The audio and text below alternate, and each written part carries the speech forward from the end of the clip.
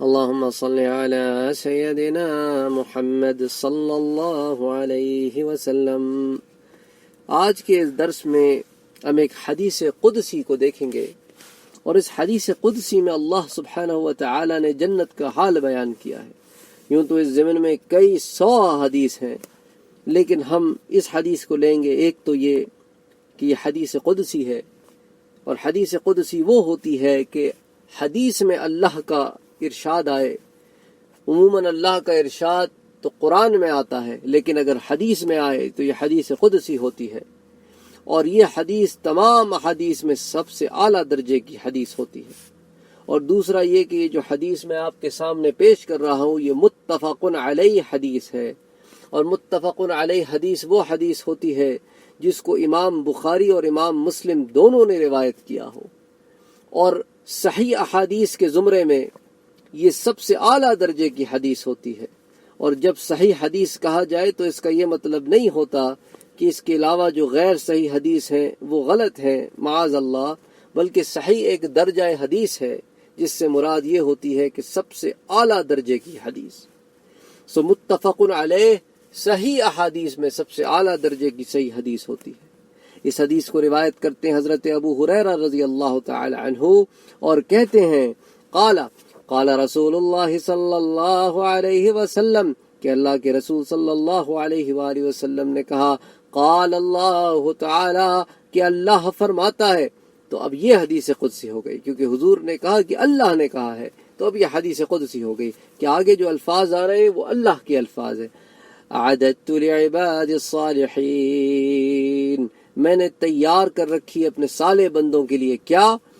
جنت۔ اور وہ جنت کیسی ہوگی؟ ما لا عین رأت، وہ ایسی جنت ہوگی کہ جس کو کسی آنکھ نے ابھی نہ دیکھا ہوگا، کبھی نہ دیکھا ہوگا۔ ولا اذن سمعت، اور کانوں نے کبھی نہ سنا ہوگا۔ ولا خطر علی قلب بشر، اور کبھی کسی انسان کے دل پر بھی اس کا گمان نہیں گزرا ہوگا۔ انشاءاللہ تعالی کسی تفسیر کے ضمن میں ہم خطر کو پھر ڈسکس کریں گے کہ کون کون سے مراحل ہوتے ہیں جو قلب پر گزرتے ہیں، تو اس میں سے ایک مرحلہ خطر ہوتا ہے، اور خطر سب سے چھوٹا مرحلہ ہوتا ہے کہ دل پر سے کسی خیال کا گزر جانا، اس کو خطر کہتے ہیں، کہ ابھی تو یہ کسی اعلیٰ درجے پر بھی نہیں پہنچا، بالکل بیسک معمولی درجے پر یہ خطر ہے، تو کوئی خطر بھی قلب بشر پہ نہ گزرا ہو۔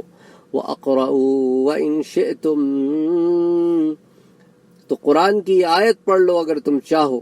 فَلَا تَعْلَمُ نَفْسٌ مَا أُخْفِيَ لَهُم مِّن قُرَّةِ أَعْيُنٍ، جس کا مطلب ہے کہ کوئی آدمی بھی ان نعمتوں کو نہیں جانتا جو ان بندوں کے لیے ہم نے چھپا کے محفوظ کر کے رکھی ہیں، جن میں ان آنکھوں کے لیے ٹھنڈک کا سامان ہے۔ سبحان اللہ، کن آنکھوں کے لیے باری تعالیٰ؟ اور وہ کون سے بندے ہیں؟ وہ میرے وہ بندے ہیں جو خدا کی راہ میں خرچ کرتے ہیں، خدا کی عبادت میں مصروف رہتے ہیں، علی جنوبہم، اب لیٹنے کی حالت میں، بیٹھنے کی حالت میں، کھڑے رہنے کی حالت میں، راتوں کو دن میں۔ اللہ اکبر۔ تو یہ رمضان کا مہینہ ہے، اس مناسبت سے تو کیا ہی خوبصورت ہے کہ رمضان کا مہینہ نیکیاں لوٹنے کا مہینہ ہے، کہ جب یہ شیاطین جن و انس بند ہیں اور آپ کو آپ کی نیکیاں کئی فولڈ کر کے لوٹائی جاتی ہیں۔ تو دس از ویری انسپریشنل حدیث، کہ اس میں اللہ سبحانہ وتعالی فرماتے ہیں کہ تمہیں ہم وہ عطا کریں گے، تم صالح بن جاؤ، ہم تمہیں وہ عطا کریں گے جو نہ کسی آنکھ نے دیکھا، نہ کسی کان نے سنا، نہ کسی دل پہ اس کا گزر ہوا۔ اللہم صلی علی سیدنا محمد صلی اللہ علیہ وسلم۔ اللہ تعالی ہمیں توفیق عطا فرمائے کہ ہم صالح بندہ بنے، اور اللہ تعالیٰ کی ان نعمتوں کو پا سکیں بغیر حساب، بغیر کتاب کے۔ اللہم صلی علی سیدنا محمد صلی اللہ علیہ وسلم۔